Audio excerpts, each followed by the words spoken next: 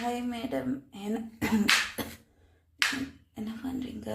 என்னாச்சு மேடம், இன்னைக்கு ஏதோ மாதிரி பேசுறீங்க?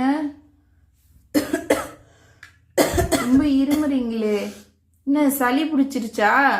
ஆமாம் மேடம், வாய்ஸ் கொஞ்சம் முடியல. சரி விடுங்க, நான் ஒரு கஷாயம் போட்டு தரேன், வாங்க. இது இருங்க, இது அப்புறம் நான் பண்றேன். உங்களுக்கு முதல்ல நான் கஷாயம் போட்டு தரேன், வாங்க.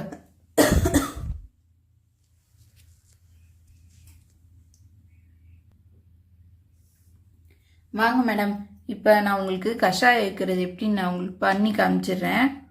ஸோ இதுக்கு தேவையான பொருள் என்னன்னு பார்த்துக்கலாம். இன்னைக்கு நான் உங்களுக்காக எங்கள் பாட்டி ஸ்டைலில் அவங்க பாட்டி எங்கள் பாட்டிக்கு வச்சு கொடுத்தத நான் இப்போ உங்களுக்காக வச்சு தரேன். இப்போ பார்த்தீங்கன்னா இதுக்கு என்னென்ன வேணும்னா, வறுத்து வச்ச ஓமம், சுக்கு பொடி பண்ணி வச்சுருக்கேன், மிளகு பொடி. இது எல்லாமே வறுத்து தான் பண்ணணும். இப்போ சுக்கு வறுத்தது பொடி பண்ணி வச்சது, மிளகு வறுத்து பொடி பண்ணி வச்சுருக்கேன், கொத்தமல்லி வறுத்து பொடி வச்சுருக்கேன், அதுக்கப்புறம் திப்பிலி, அதிமதுரம், ஏலக்காய், கிராம்பு, இது எல்லாத்தையும் போட்டு பொடி பண்ணி வச்சுருக்கேன். அதுக்கப்புறம் மஞ்சத்தூள், இது பனக்கற்கண்டு, எல்லாம் ஒரு ஸ்பூன் எடுத்துக்கோங்க. அதுக்கப்புறம் இது துளசி கொஞ்சம் எடுத்துக்கோங்க. இதுக்கு ஒரு டம்ளர் தண்ணி நான் எடுத்து வச்சிருக்கேன். இப்போ இதுக்கு தேவையான அளவு 3 டம்ளர் தண்ணி வேணும், எடுத்து வச்சுக்கோங்க. இப்போ எப்படி பண்ணலான்னு நான் உங்களுக்கு காமிக்கிறேன், வாங்க. முதல்ல அடுப்பை மூட்டி ஒரு பாத்திரத்தில் 3 கிளாஸ் தண்ணி ஊற்றிக்கணும்.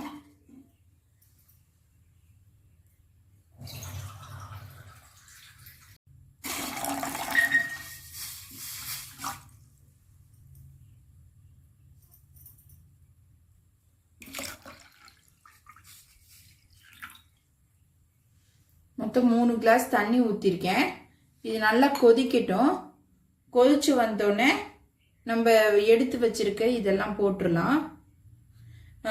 இப்போ பார்த்தீங்கன்னா இது எல்லாமே வந்து ரொம்பவே யூஸ்ஃபுல்லான மருந்து. இந்த மருந்து இது எப்போவுமே நீங்கள் பொடி பண்ணி வீட்டில் வச்சுக்கிட்டு இருந்தீங்கன்னா, நீங்கள் எப்போ உங்களுக்கு தலைவலி, காய்ச்சல், ஃபீவர், இல்லை இருமல், ஒரு மாதிரி உடம்பு வலிக்குது, சளியாக இருக்குது அப்படிங்கும்போது எப்போ வேணும்னாலும் இதை எடுத்து பொடி பண்ணி அப்படியே குடிச்சிடலாம். இதை என்ன பண்ணணும்னா, நல்லா வறுத்துட்டு தான் இது எல்லாமே பண்ணணும். ஒரு வறுத்து நீங்கள் இது பண்ணி வச்சுக்கணும். நான் இன்னைக்கு வந்து சுக்கெல்லாம் நல்லா இடிச்சிட்டு ஒரு வறுத்து பொடி பண்ணி வச்சுருக்கேன். அதே மாதிரி கொத்தமல்லி வரையும் வறுத்து பொடி பண்ணி வச்சுருக்கேன். மிளகும் வந்து நான் வறுத்து பொடி பண்ணி வச்சுருக்கேன். ஓமத்தை வறுத்து வச்சுருக்கேன். ஸோ இது மாதிரி நீங்கள் எல்லாத்தையும் வறுத்து மொத்தமாக ஒரு பொடியை வச்சு ஒரு ஏர்டைட் கண்டெய்னரில் போட்டு வச்சிட்டிங்கன்னா அது வந்து நீங்கள் நல்லா தாங்கும். எவ்வளோ நாள் நீங்கள் வேணாலும் யூஸ் பண்ணிக்கலாம். ஒரு 6 மாதத்துக்கு நல்லாவே நீங்கள் அப்படியே வச்சுக்கலாம். சரிங்களா? நீங்கள் அதை வந்து 1 வருஷத்துக்கு கூட வச்சுக்கலாம். ஆனால் நீங்கள் நல்லா ஏர்டைட் கண்டெய்னர் போட்டு வச்சுக்கோங்க. சரிங்களா? இது வந்து எப்போ உடம்பு சரியில்லைனாலும் ஒரு சட்டுன்னு ஒரு கஷாயம் போடுறதுக்கு யூஸ் ஆகும்.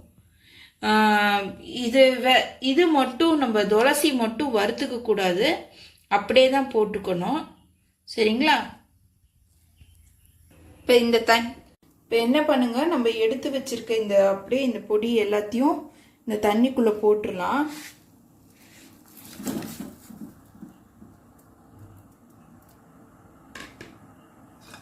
அதே மாதிரி நம்ம துளசியும் உள்ளே போட்டுடலாம். நல்ல ஒரு கொதி வரட்டும்.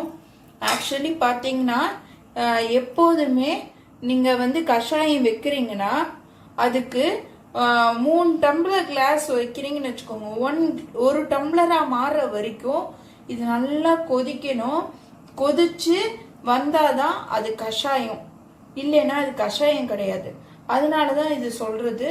நல்லா கொதிச்சு இது வரணும். சரிங்களா? இந்த கஷாயத்துக்கு 1க்கு 3 டம்ளர் தண்ணி அப்படி எடுத்தாதான் 1 டம்ளர் கிளாஸ் நம்ம வந்து கஷாயம் கிடைக்கும். ஸோ நீங்கள் எத்தனை பேருக்கு எடுத்துக்கிறீங்களோ அத்தனை பேருக்கு தண்ணி வந்து கூட ஊற்றிக்கோங்க. நான் இன்னைக்கு 1 டம்ளர் கிளாஸ் நான் தயாரிக்கிறது எப்படின்னு காமிக்கிறேன். இந்த இதுவே வந்து இது முதல்ல பொங்கி வருதுங்களா? இப்போ பொங்கி வரும்போது லைட்டாக ஒரு கலரிட்டு அப்படியே சின்னதாக்கிக்கோங்க. நல்லா அப்படியே மீடியம் ஃப்ளேமில் வச்சிருங்க. நல்லா கொதிச்சு வரட்டும். கொதிக்க தான் இதோட சாரெல்லாம் நம்மளுக்கு இறங்கி இதோட எசன்ஸ் வரும். இதனால நம்மளுக்கு என்னன்னா இம்யூனிட்டி பவர் சக்தி கிடைக்கும். இது மட்டும் இல்லை, நம்மளோட உடம்புல வந்து இம்யூனிட்டி பவர் ஏற்றுறது இல்லாமல் பூஸ்டர் மாதிரி இது.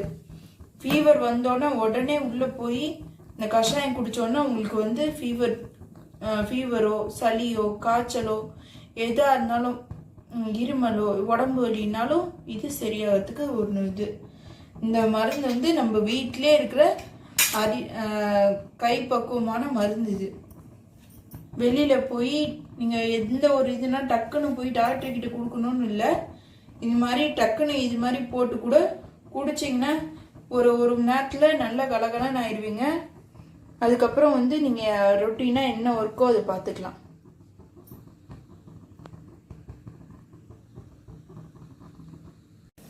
இப்போ பார்த்தீங்கன்னா நல்லா கொதிச்சுட்டு வருது. இங்கே இருந்தது இப்போ இது அளவுக்கு போயிடுச்சு. இது இன்னும் கொஞ்சம் குறையணும். அப்போதான் நம்மளோட கஷாயம் ரெடி ஆகும். அப்படி கொதிச்சு வந்தோடனே நான் உங்களுக்கு பாருங்க, அப்படி வந்தோடனே நீங்கள் வடிகட்டி குடிங்க.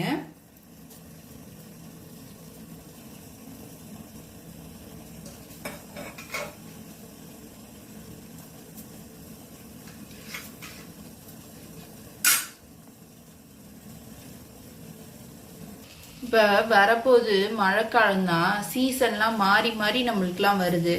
இப்போ ஒவ்வொரு நாள் பார்த்தீங்கன்னா வெயில் அடிக்குது, ஒரு நாள் பார்த்தீங்கன்னா மழை அடிக்குது, ஒரு நாள் பார்த்தீங்கன்னா திடீர்னு வெயிலும் அடிக்குது மழையும் பெய்யுது. ரெண்டும் மாறி மாறி வந்துட்டு இருக்கு. இதனால சின்ன குழந்தைங்களும் சரி பெரியவங்களும் சரி ஃபீவரு சளி இருமல் காய்ச்சல் இது மாதிரி ஏதாவது அடிக்கடி தொந்தரவாக வந்துட்டே இருக்கும் நம்மளுக்கு. ஸோ இது மாதிரி இருக்கும்போது நம்மளுக்கு வீட்டிலேயே இயற்கையாக கிடைச்சிருக்க துளசியை வச்சு நம்ம பண்ணோம்னாலே இந்த கஷாயத்தை போட்டு குடித்தாலே வந்து கலகலன்னு வந்துடுவோம். நம்ம இதை குடிச்சிட்டு ஒரு மணி நேரம் கழிச்சு நம்ம ரொட்டீனாக எந்த ஒர்க்கு வேணால் பார்க்கலாம்.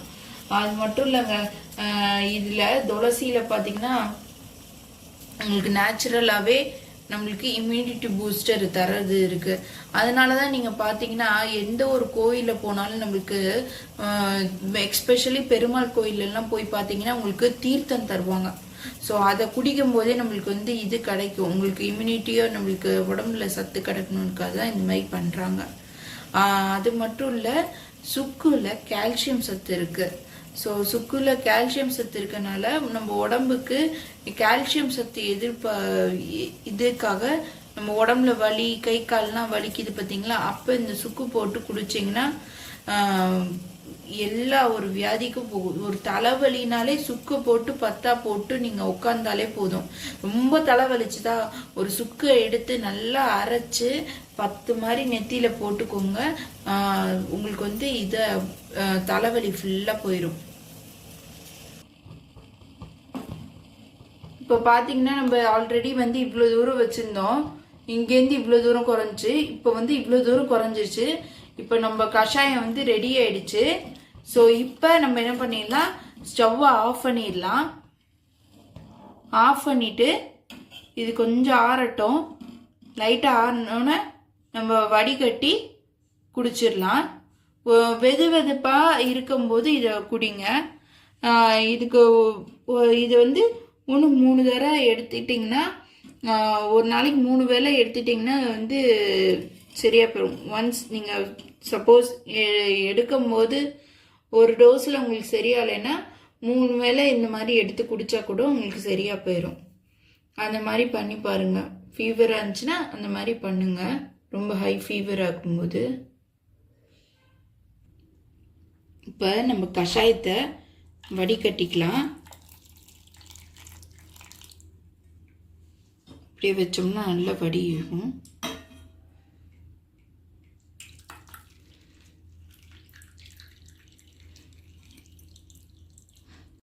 இப்போ நம்ம கஷாயத்தை வடிகட்டிடலாம். வடிகட்டினா தான் இந்த கப்பிலாம் இருக்காது.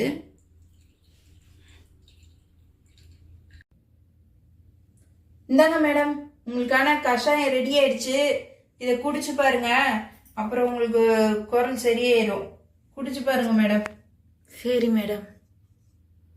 ஸோ இதே மாதிரி நீங்கள் மேலும் இந்த மாதிரி வீடியோஸ் பார்க்கணும்னு நினச்சிங்கன்னா மறக்காம நம்ம வீட்டு தாத்தா பாட்டி சாப்பாடு நீங்கள் சப்ஸ்கிரைப் பண்ணுங்க, லைக் பண்ணுங்க, ஷேர் பண்ணுங்க அண்ட் கமெண்ட் செக்ஷன்ல மறக்காம நெக்ஸ்ட் ரெசிபி நீங்க என்ன வேணும்னு நீங்க எனக்கு கமெண்ட் பண்ணுங்க. நான் உங்களுக்கு செஞ்சு தரேன். நெக்ஸ்ட் வீடியோல நான் உங்களுக்கு பார்க்குறேன். பாய்.